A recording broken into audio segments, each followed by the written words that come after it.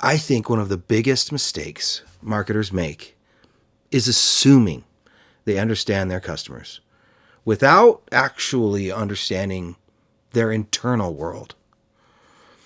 Most marketing, it stays like surface level.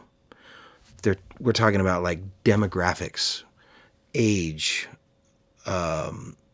gender, income, things like that. But great marketing usually comes from understanding something deeper. We're talking like what people fear, what they really want, what frustrates them, what stories they're telling themselves. Because once you understand those things, messaging becomes dramatically easier.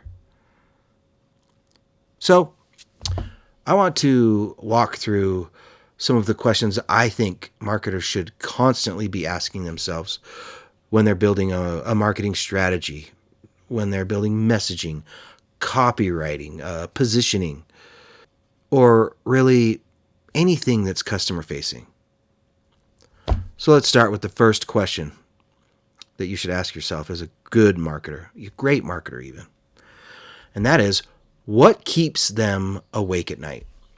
You've probably heard that phrase before, but I mean like really.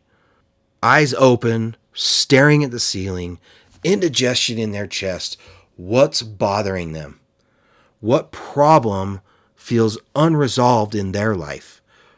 What makes them feel incomplete? Because those are emotional pressure points. Next question.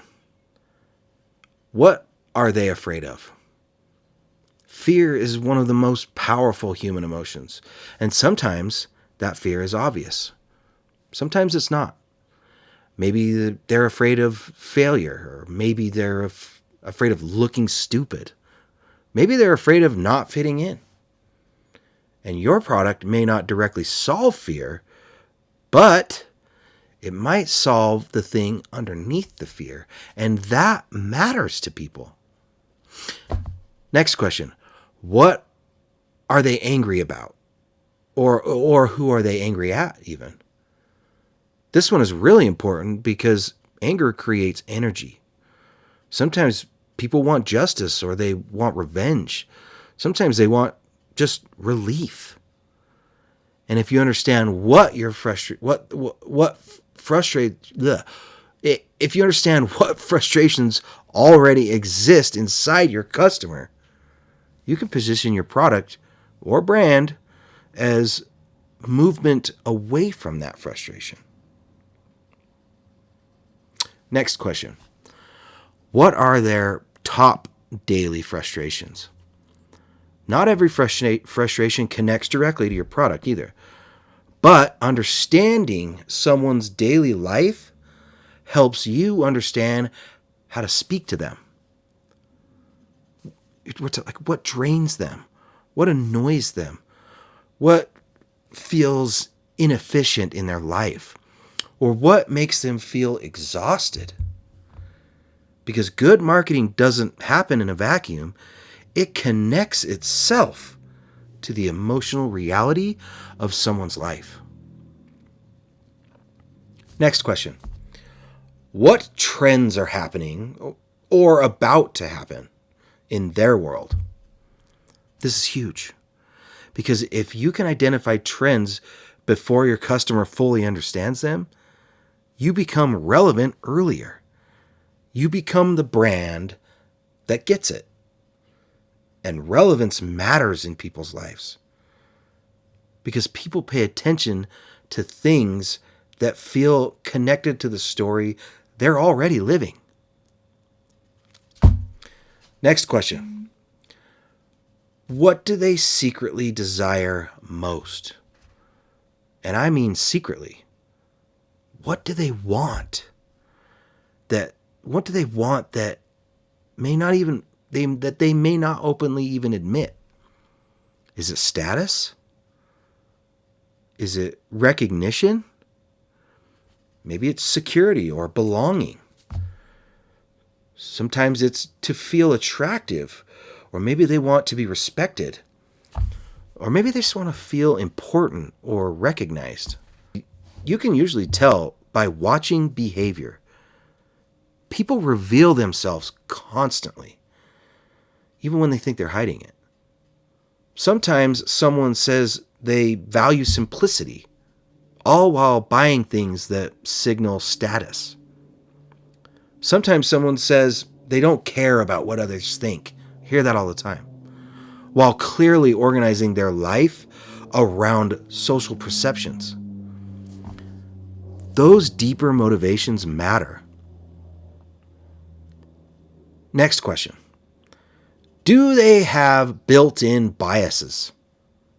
Who doesn't, really? But in the way that they make decisions, at least. For example, an engineer is usually going to evaluate products differently than, say, an artist would. An analytical buyer needs different messaging than an emotional buyer. Some people need certainty, and some people need identity alignment. And others need proof, while others just need aspiration. You need to understand how your customer naturally processes information. Next question. Do they have their own language?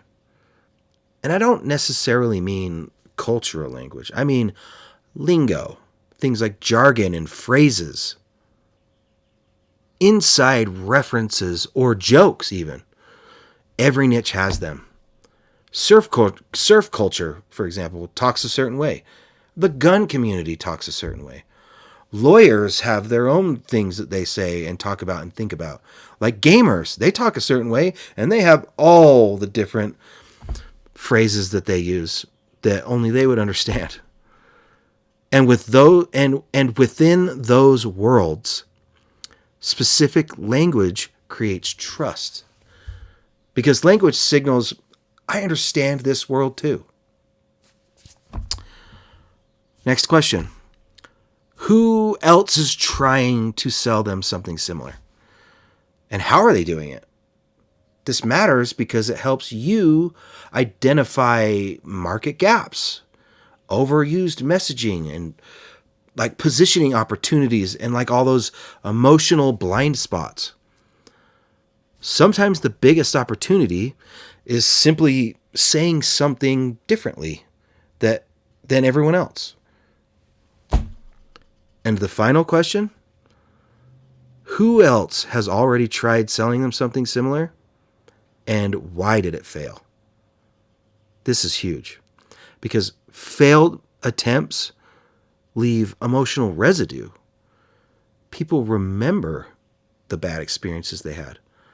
They remember broken promises, disappointment that they might have felt, and they definitely remember wasted money. And if you understand where trust was broken before, you can position yourself differently. So, if I had to summarize all of this, it would be this. It would be like this.